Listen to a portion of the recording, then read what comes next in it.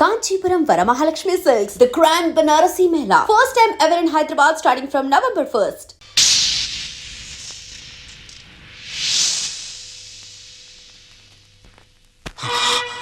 పెద్దోడా పాపారావు నాకు పాపం చేసిన అన్యాయం చేసిన వాడు చేసిన పుణ్యం న్యాయం ఏమిటో తెలుసా?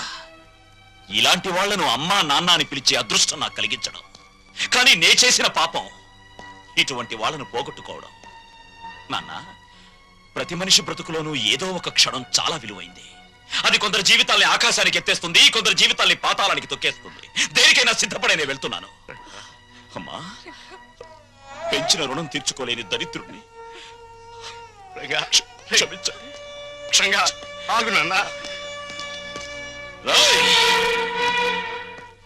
డబ్బుని పంచుకోవడానికి మనుషులుంటారు, కానీ బాధల్ని పంచుకోవడానికి ఎవ్వరూ ఉండరు. నాలాంటి వాళ్ళు తప్ప.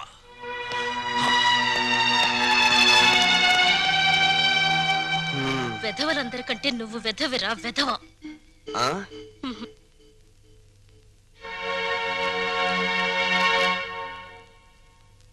అన్నయ్య, అది అమ్మని నాన్నని నాతో పాటు తీసుకెళ్తానన్నయ్య.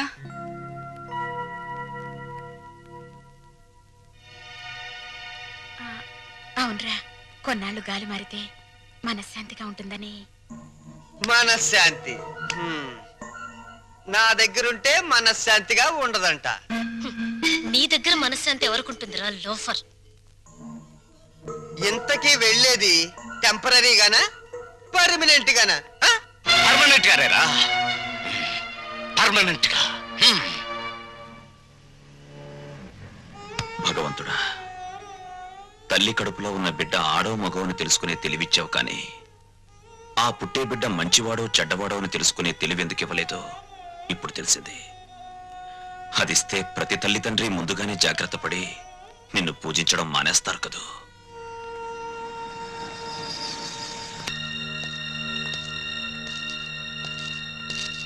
బావా, మీరా? కూర్చోండి బావా. మీరు చంద్ర గారి ఇంట్లో ఉన్నారని వెళ్తుంటే లక్కీగా మీరు ఇక్కడే కనిపించారు. మీకు గుడ్ న్యూస్ బావా. చెప్పండి. మీ అమ్మా నాన్న సుమతో కలిసి మా ఇంటికి వచ్చేసారు. మీ ఇంటికా? అవును, మీ పెద్ద తమ్ముడు కనపడిన కూబీ కదా, కొన్నాళ్ల పాటు కూతురింటికి వెళ్ళొస్తామంటే పర్మనెంట్ గానా టెంపరీగా అన్నా అంట.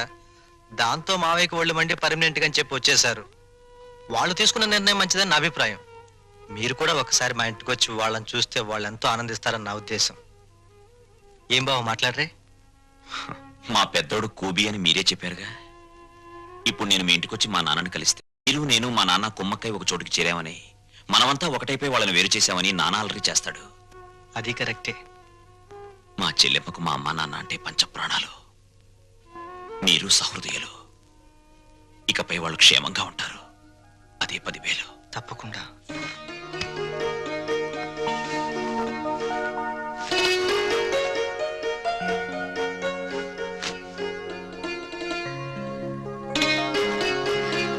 ఏమ్మా, మా కోసం అన్ని సిద్ధంగా అమరుస్తున్నావా? అబ్బే, అదేం లేదమ్మా. మరి మీ నాన్నగారికి మల్లె పువ్వు లాంటి తెల్లటి దుప్పటి తెళ్ళు ఇష్టమని, అవి లేనిదే సరిగ్గా నిద్ర పట్టదనేగా. ఉమ్,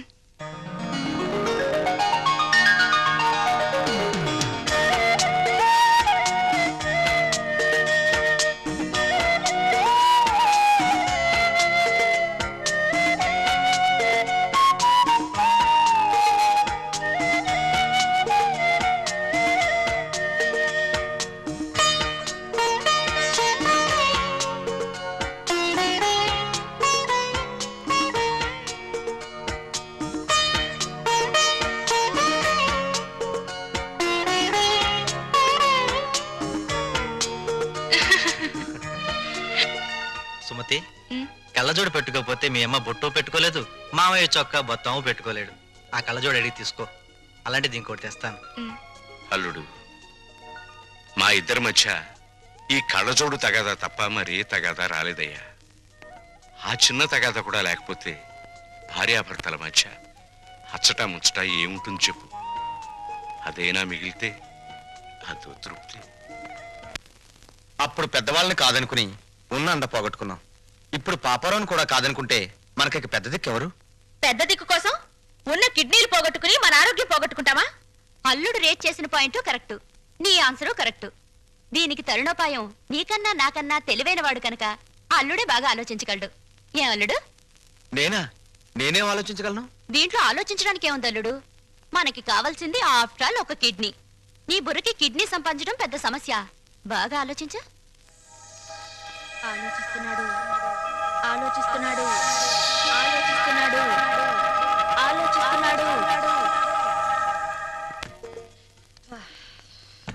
అత్తయ్య, అమ్మా, నాన్నగారేరి? నా వల్ల కాదురా బాబు, ఆయనతో నేను పడలేను. శ్రీశైలం వెళ్ళామా, అక్కడి నుంచి రామేశ్వరం కన్యాకుమారి రోలర్ మీద వెళ్ళాలని మొండికేశారు. ఆయన సత్రంలో నిద్రపోతూ ఉంటే ఆయనతో చెప్పా పెట్టకుండా పారిపోయేసాను. మావయ్య గారు కంగారు పడతారేమో అత్తయ్య. ఏం పర్వాలేదమ్మా, రోలర్ చక్రం మీద ఇంటికి వెళ్తున్నానని రాసి దొంగల బండి ఎక్కొచ్చేసాను. వదిలి గారు, ఇదేనా రావడం? అవునదినే, మీరెప్పుడొచ్చారు? 15 రోజులైంది. 15 రోజులైందా? అది నేనే రమ్మన్నాను అత్తయ్య. ఓహో, ఒంటరిగా ఉండలేక జతకు రమ్మనింటావు. ఫోన్లే, నేనొచ్చేసాగా. నమస్కారం అమ్మా. మీరు వచ్చారా? ఒళ్ళంతా కంపరంగా ఉంది, స్నానం చేసి వస్తానమ్మా. అమ్మా, ఆ, ఎదుటి వాళ్ళు ఏమనుకుంటారో లేకుండా ఏమిటా మాటలు? ఏం మాట్లాడాలో ఏం మాట్లాడకూడదో నాకన్నీ తెలుసు. ఒకరి కొంప మీద ఒకరు పడి తింటే ఎంతటి వాళ్ళైనా రోడ్డును పడాలి. చాలే, నువ్వు ఇంకేం మాట్లాడుకో. వాళ్ళు ఇక్కడే ఉంటారు అంతే. ఎలా ఉంటారో నేను చూస్తాను.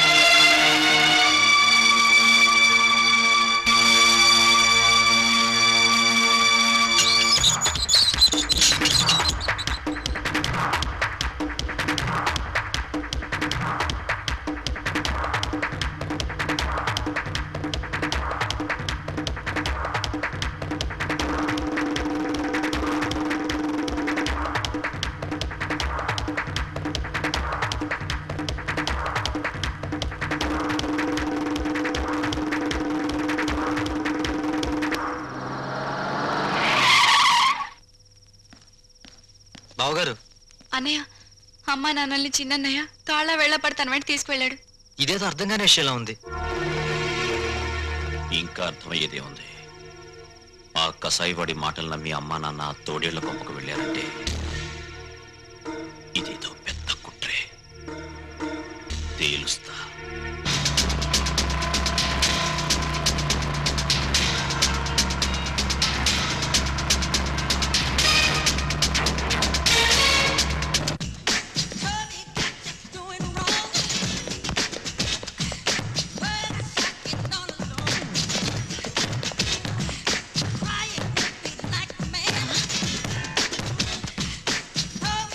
నాన్నా,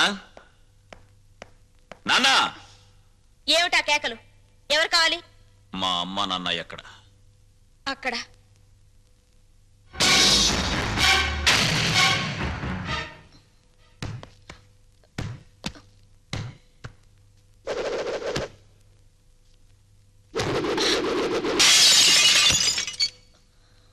మా అమ్మ నాన్న ఎక్కడ? తెలీదు. రవి ఎక్కడ? తెలీదు. నీతో ఎలా చెప్పించాలో నాకు తెలుసు.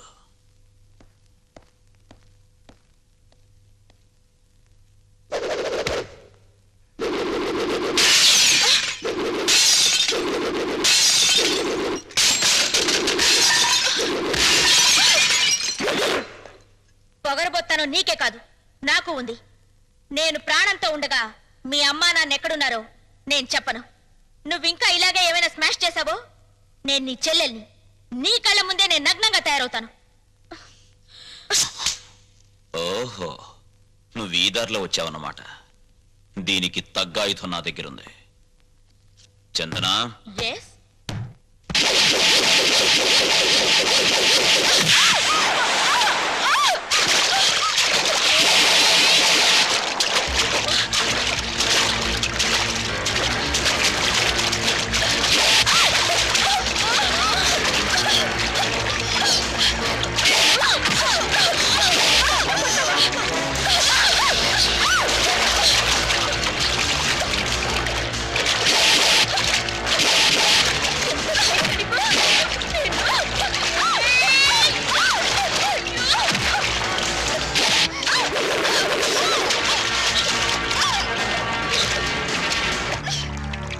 చూడు నీ జింగిల్ జింగిల్ జాని నాతో పెట్టుకుంటే ఎవరి పరిస్థితి అయినా ఇంతే.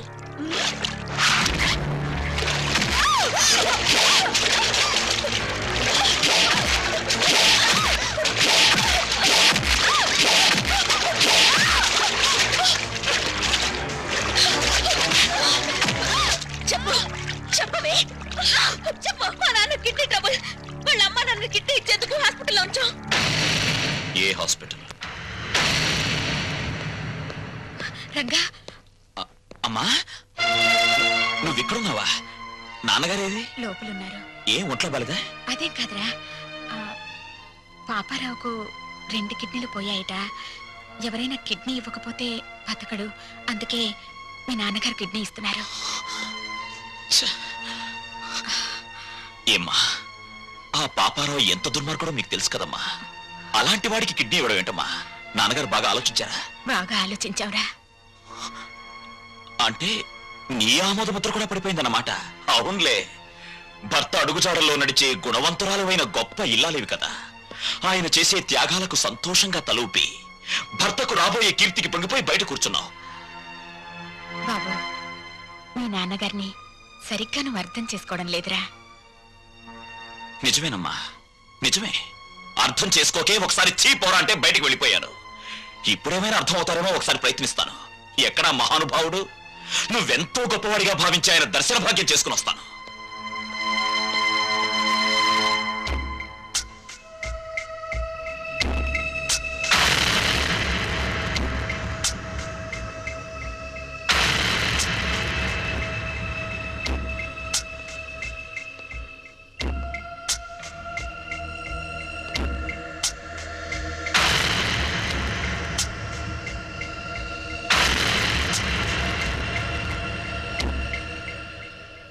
మీ నిర్ణయాల వల్ల భార్యతో సహా లోకమందరి మెప్పు పొందగలిగిన త్యాగమూర్తి శ్రీ శ్రీ శ్రీ రఘురామయ్య గారు, నమస్కారం.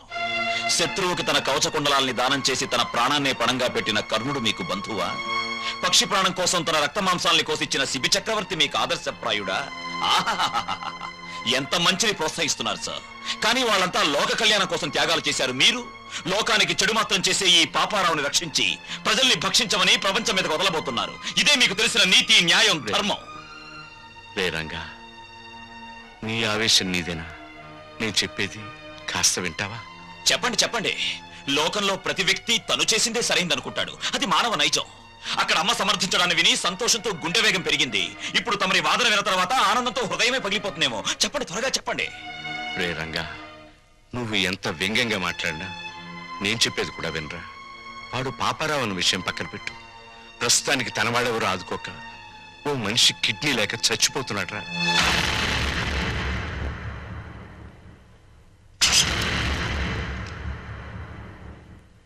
వీడు చాలా దుర్మార్గుడైన మనిషి నాన్న. నిన్ను కష్టాలు పాలు చేయడమే వీడి జీవిత ధ్యేయం. రంగా, ఏం చేయబోతున్నావురా?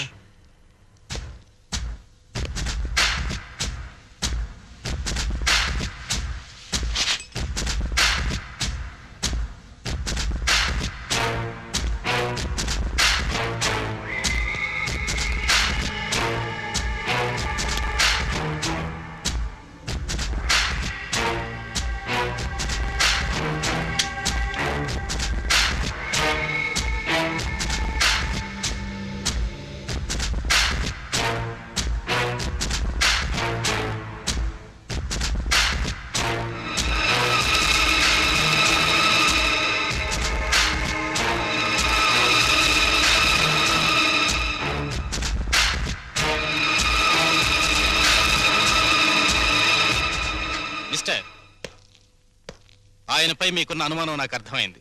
1 మినిట్.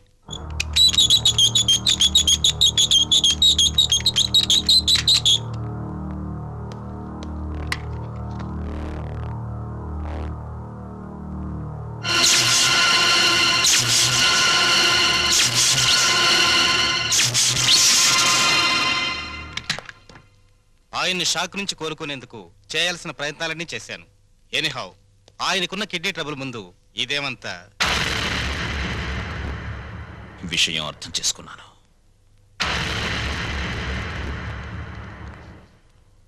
నాన్న, పాపారావు దీనాతి దీనమైన స్థితిలో ఉన్నాడు గనక మానవతా దృష్టితో అతనికి కిడ్నీ ఇవ్వడానికి సిద్ధమయ్యామని అర్థమైంది. ఆ అవకాశం నాకివ్వు. పాపారావుకి కిడ్నీ నేనిస్తాను.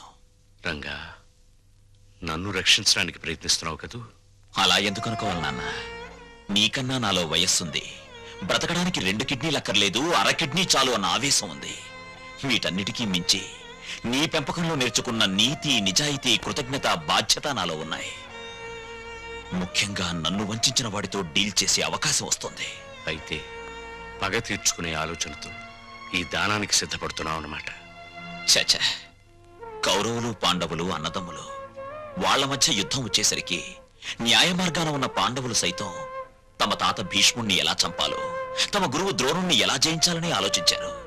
నిజానికి ఇప్పుడు నా పరిస్థితి అంతే. ఆ యుద్ధంలో కత్తులు, కటార్లు, మంది, మార్బలం, కుట్ర, కుతంత్రాలు ఎన్నో ఉన్నాయి. కానీ ఈ యుద్ధంలో నెత్తురుండదు, చంపటాలుండవు. హృదయాలుంటాయి, నీతి నియమాలుంటాయి, బాంధవ్యాలుంటాయి. ఇవేమిటో తెలియని ఆ తండ్రికి కను విప్ప, కన్ను మూత అని తేల్చాల్సి ఉంటుంది. తేల్చేస్తాను.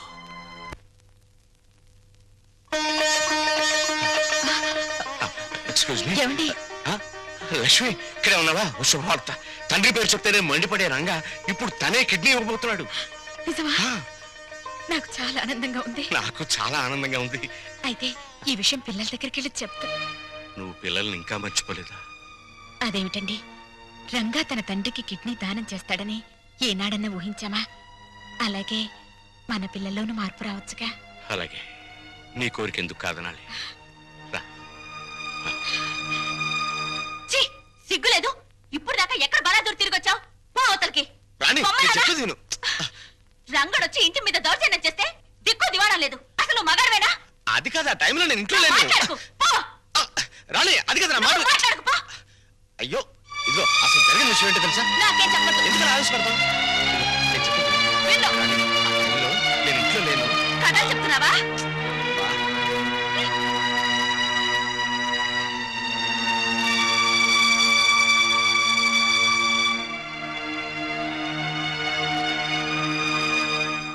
వచ్చేసారు అత్తయ్య. బాగున్నారా మావయ్య? నువ్వు బాగున్నావమ్మా? నేను బాగున్నాను. ఆ, ఏమండి, ఎవరొచ్చారో చూడండి. అత్తయ్య మావయ్య వచ్చారు. గౌరవనీయులైన నాన్నగారు, ప్రియమైన అమ్మగారు, పర్మనెంట్ గానే వెళ్ళిపోతున్నామని పెద్ద పౌరుషంగా వెళ్ళిపోయారు.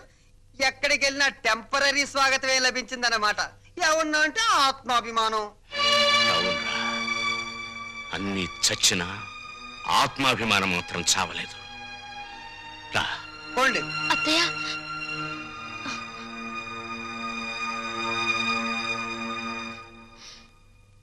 నీలాంటి కొడుకుని పురిట్లోనే వడ్లగిన చేసి చంపాలరా నీచుడా. ఓం స్వామియే శరణం శరణమయ్యప్ప. ఓం స్వామియే శరణం శరణమయ్యప్ప. ఓం స్వామియే శరణం శరణమయ్యప్ప. ఓం స్వామియే శరణం శరణమయ్యప్ప. ఓం స్వామియే శరణం శరణమయ్యప్ప. ఓం స్వామియే శరణం శరణమయ్యప్ప. నమస్కారం, నమస్కారం. తమని చూస్తే ఏదో ఉన్నత కుటుంబం నుంచి వచ్చినట్టున్నారు. ఏమైనా కష్టాలా? మరి ఇంకే రండి, పంచుకుందాం.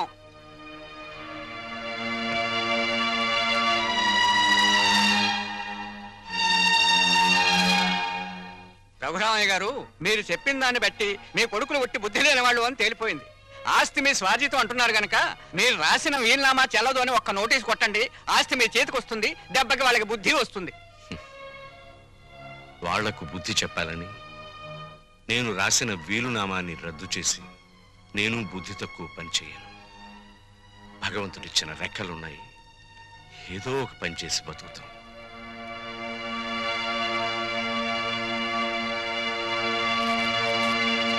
కొడుకులకు ఆస్తి పంచాల్సి వస్తే ఏ తండ్రైనా తన వాటా ఏమిటో ఖచ్చితంగా తెలుసుకోవాలమ్మా. అప్పట్లో ఏ ఉండి పిల్లల్ని పెంచి పెద్ద చేశాం, ఇప్పుడు ఆ మాత్రం మాకు మేము సంపాదించుకుని బతకలేమా అన్న ధీమా శుద్ధ తప్పు.